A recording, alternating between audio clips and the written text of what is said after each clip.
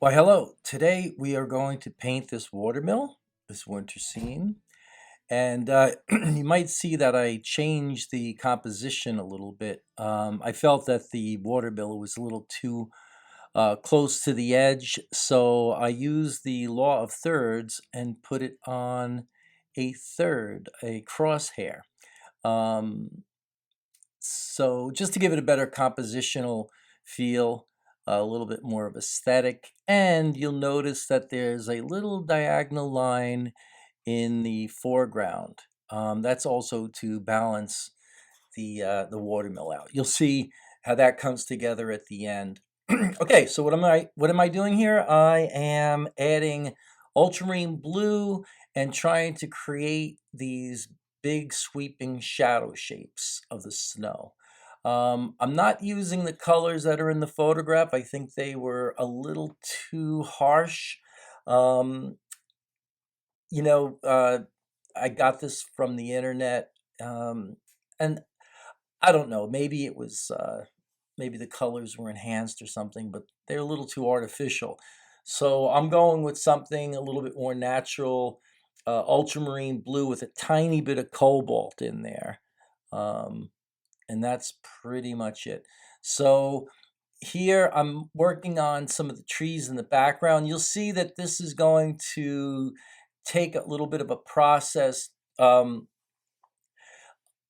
I see that there are strong diagonals in that ski on that little slope, that hill just behind the mill. So I want to try to get that in there. I want that strong presence of a diagonal in there, since the painting, just needs a little bit more dynamic. So that's why I'm adding that in. And you can see that at some point I will soften that edge a little bit by just adding some trees. But for the most part, it stays pretty true throughout the painting. The background was basically burnt sienna. I'm actually using a gamboge yellow, which I've never used before. Um, I had just gotten a new tube of this, and it's actually pretty good. It definitely blends well with the earth tones, like the burnt siennas, and it's not as harsh as cadmium. It seems to kind of hyper colorize the, again, burnt sienna colors and the reds and so forth, and it makes them look a little bit more natural, especially when you're working with colors that fall foliage. It seems to work well, and I think I'm going to continue to use it. And because that, along with just a little touch of red, just gives you this really earthy yellow without going too harsh.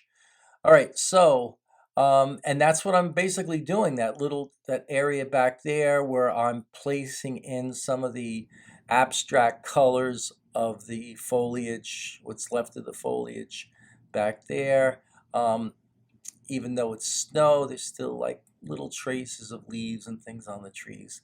Now I'm trying to create like by doing that line, you don't really see that in the picture, but what I want to do is I want to try to connect the shapes a little bit more, and so that dark brown is sweeping to the from the mill itself all the way out to the right, just to kind of connect the background with the foreground. Sometimes by adding these shapes, it kind of directs your eye towards the focal point, which is, of course, the mill.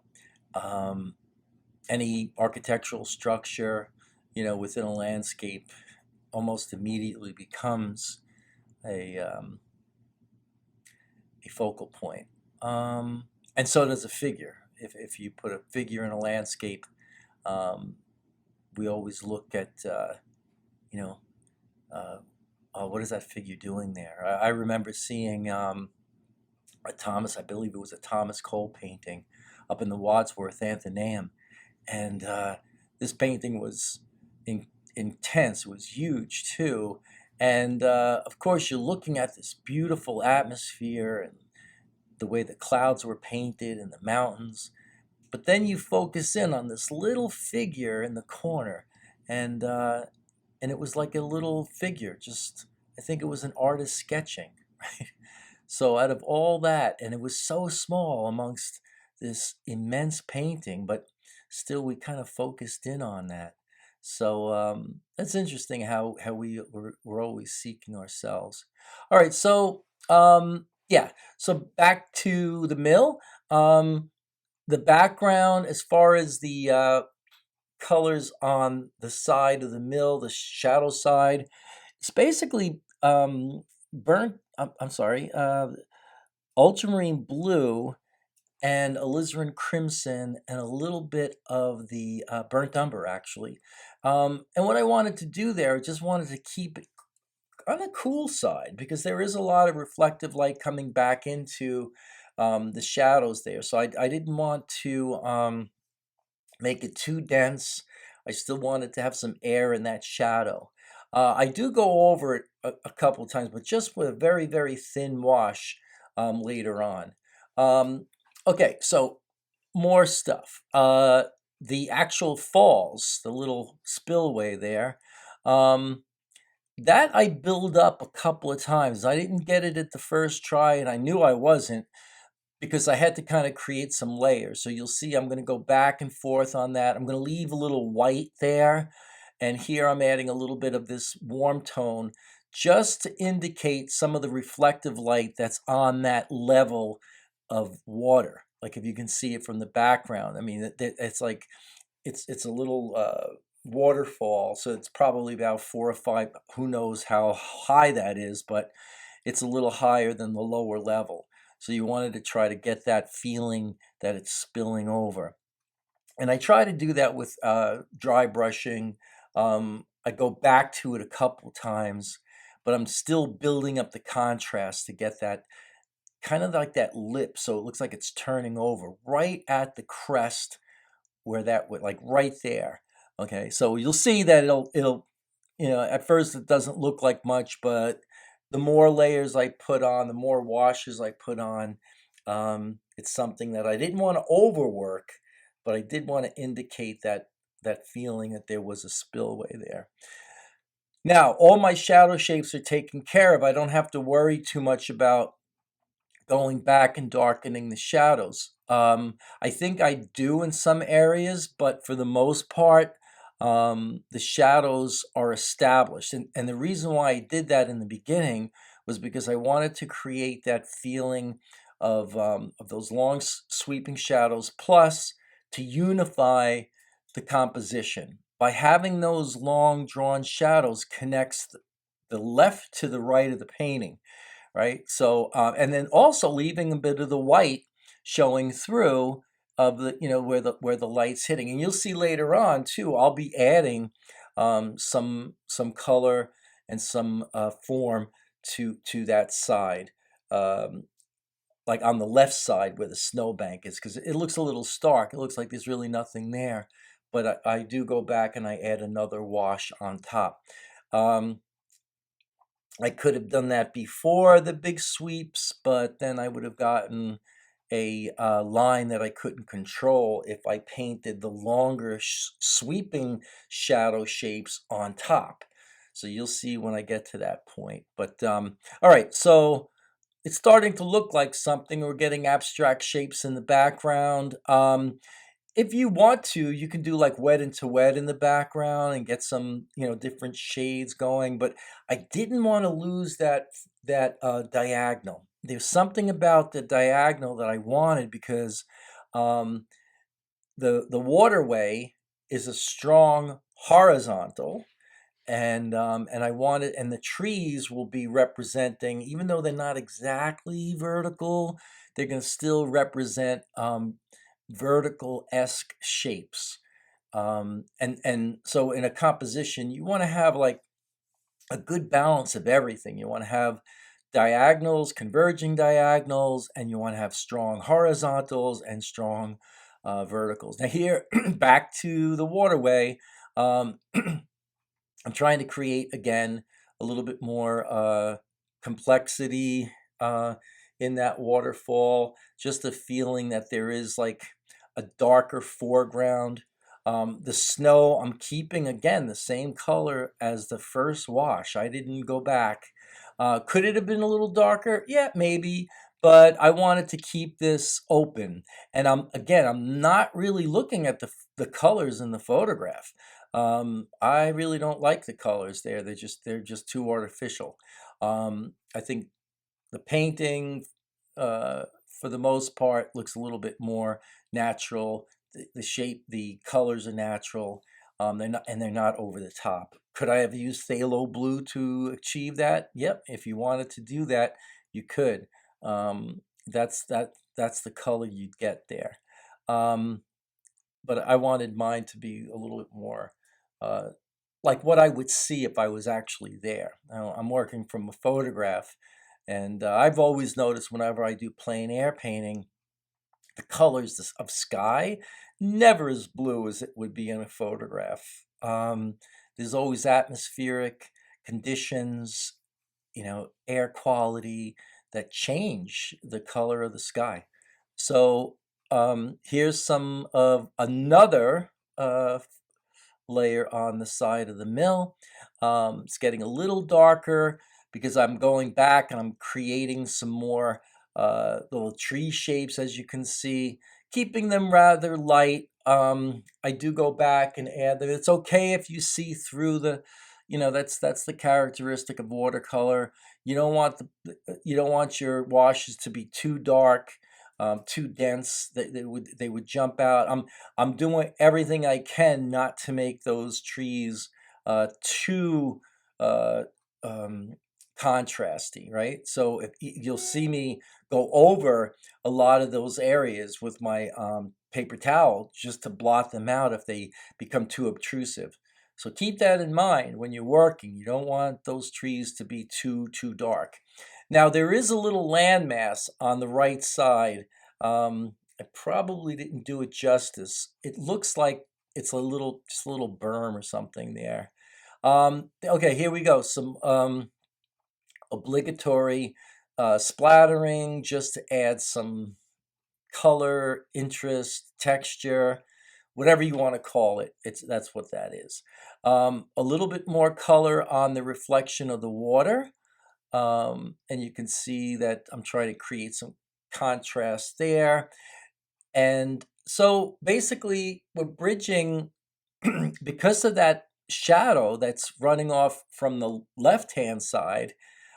We have connected shapes all the way through, and that's really what we want. And it's in the photograph. I mean, if we squint at the photo, you can see that in the picture, in the photograph, um, yeah, the mill kind of pokes out a little bit, but I wanted mine to be really more contrasted. So what I did was I kept the back end of the mill not so busy and not so textural. I kept it open for a purpose so that edge on the left side of the barn had more contrast, right? So these are the things that when you're working from a photograph, um, it's your obligation or your responsibility, I should say, as a artist to change the things that you see, to try to make the picture um, look more like your own, and based on maybe your experience of being in a place like this, right? So here we change the composition. uh, I wouldn't say greatly, but we changed it enough where we can see um, now the balance on that lower right hand side. That's a change that was not in the photograph. It's not in the photo. Um, I decided to put a little embankment to help the viewer's eye into the picture, right? All right, so here we go. I'm adding some blue in the background. Why am I doing this, right? Isn't there enough color in there already? Well, no, not really. I felt it needed a little bit more coolness. I felt some of the background needed to be blended a little bit. It was looking a little too stark. Um, so that little area right there and that dark is also going to help bring the eye back in and focus in on the mill. Okay. Um, Okay, so here we go. Next video, more trees. And and I'm just adding a little bit more as I go, smaller, trying to create some scaling, some smaller ones in the back, some overhanging little branches in the foreground. Um, Again, trying to create some complexity. Uh, there seems to be, like, right in the middle, a big block of trees, and maybe I should have done that, but I felt that that kind of would break the picture in half, by putting too many trees or clusters of trees. I wanted to keep it a little light. Again, keeping more of the emphasis on the mill. Okay, so these are little trees, stones, whatever, on the bank of the river, just kind of popping out. These help to show some scale. It also gives you a feeling that there's some landmass underneath. The water is represented as being flat. The dry brushing effects are giving you the feeling of the ice on the water. Okay, obviously there's moving water underneath those ice sheets. All right, so the foreground is becoming a little bit more complex. I'm splattering some color on there just to give it some interest. Um, and then what I do is I actually add some more red in there. Um, Probably, well, I think the landmass is fine. It's still framing the picture, and it's still creating there's not much there that the eye will go to. It's really just an innate shape. Again, it's really a design element more than anything. All right, so now this is the little bit of yellow. I noticed that, it is sunlight hitting, the side of that mill. That's where the warmth is coming from. And again, I'm adding a little bit of that gamboge and yellow ochre because I didn't want it to go too yellow, but I also dabbed it out too. So when that dries, it's going to dry just enough so there's a tint there, but obviously it's not making a green. I felt that the base of the building needed a little bit more accent underneath. Um, Again, because it is the focal point, I can get a little darker right there.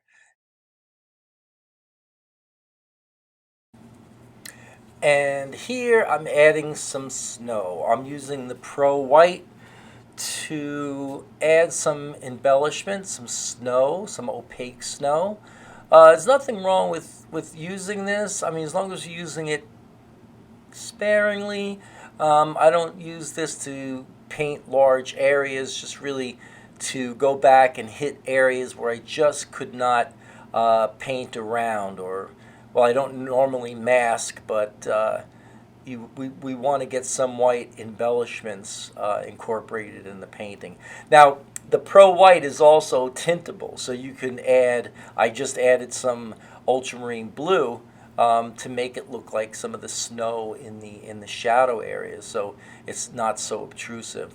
And when it dries, it's really hard to tell. I mean, you can tell that it's definitely a white or an opaque shape, but in some washes, it just kind of blends in. Some artists actually use it to blend into their washes to give the washes a little bit more atmosphere. It's actually widely used, but be careful not to get too opaque with it. Okay, so here, yep, that's a little tinted sign. Again, using the Pro White. Um, some little bit of foliage there, some accents in the foreground, and that design element again, that little diagonal. I'm adding a little bit of white again. I sprayed it with some water, and it does disappear pretty much. It really just gets, absorbed into the pigment. So if I wanted to do that again, if I felt it needed it, I didn't feel I'd wanted to go too bright on there. And here I'm just signing it and actually pulling the tape off for the unveiling. And that's pretty much it, folks. I hope you enjoyed the video. There it is. We have some nice cools, nice warms, and thanks for watching. Bye now.